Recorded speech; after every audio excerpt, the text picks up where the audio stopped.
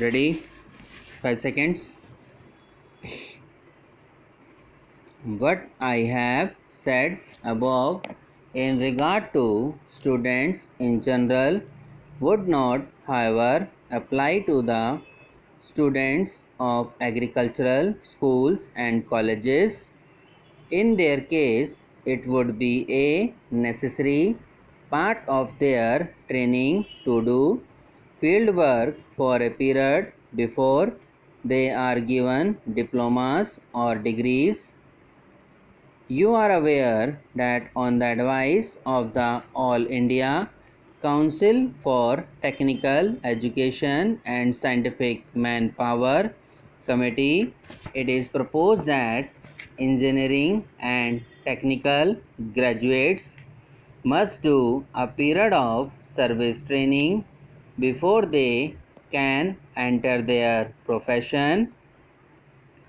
I think such training is even more necessary for the students of agricultural schools and colleges.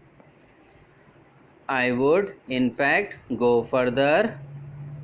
While the idea of conscripting students in schools and colleges would be difficult to put into practice, I do not see any reason why colleges and schools in the rural or semi-rural areas should not have an agricultural section attached to them.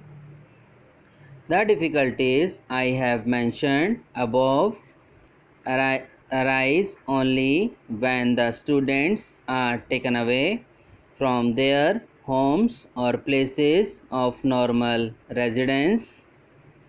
There would be no such difficulty if students are required to do some agricultural work in the course of their normal college or school life. The difficulty of finding adequate land may stand in the way of carrying out this program in educational institutions in large towns and cities. There is, however, no reason why schools and colleges in the rural areas or small towns should not have attached to them sufficient land which can be utilized for the purpose. Even colleges in larger towns and cities can cooperate in such a program by establishing centers where during vacations and other holidays students can acquire an experience of simple practical agriculture by working on the farms. Many of you know that the universities in the UK and the USA sometimes adopt villages. I hope that in India also schools and colleges in urban areas will adopt villages. There should be friendly competition among educational institutions as to which have done the best rural work. I hope that this conference will devise some method of carrying out this program and advise the Indian Council for Agricultural Research to set up a section devoted exclusively to the development of agricultural education in schools and colleges. This shall enable youth to overcome the shortage of food in our country in future. Our grave drawback, to which I would like to draw your attention, is our curious failure to realize the dangers inherent in our present food situation. It is strange that, in spite of a shortage of food and the people's knowledge of the fact there is no passionate urge among them to increase food production in the country. If our young men and women in colleges and schools are not sensitive to our problems, how are we going to overcome the perils which face us? I am sure you can all help in creating in young men and women a sense of the urgency of our problems.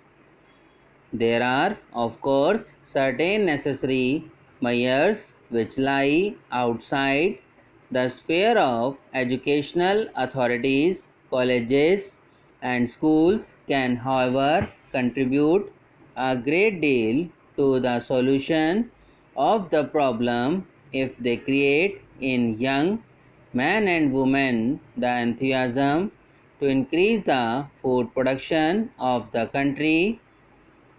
I am sure that if the universities provide extension education in agriculture, it will not only improve the quality of our agriculture but also make a deep impression on the public mind. It will help to break down the barriers which divide the literate classes from the unlettered. It will also improve the quality of our educated classes by bringing them nearer to the soil and giving a more practical bias to their minds. I referred earlier to countries where agriculture is more productive and gives far better results than in India for each unit of manpower. It is obvious that if we are to improve our agricultural production, we must profit by the experience of such countries. We must therefore create closer contacts with all countries which have applied scientific methods to agriculture and shown tangible results of such application. Naturally, the first country we think of in this connection is the USA in industry as well as in agriculture. She has made a phenomenal progress. We must try to adopt and adapt her methods in both fields. She has, under the Fulbright Act and other enactments, made a generous provision for receiving from and sending out to India teachers and students from various fields of study.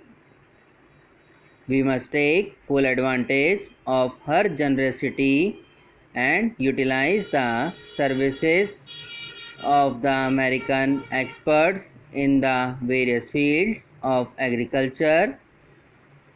The universities have always and in all countries played a leading part in transforming the quality of the life of the people. In order to perform this function successfully, the universities must base their programs on the real needs of the country. Until now, our university education has proved inadequate because it has ignored agriculture altogether. Subscribe now and press the bell icon. Never miss an update.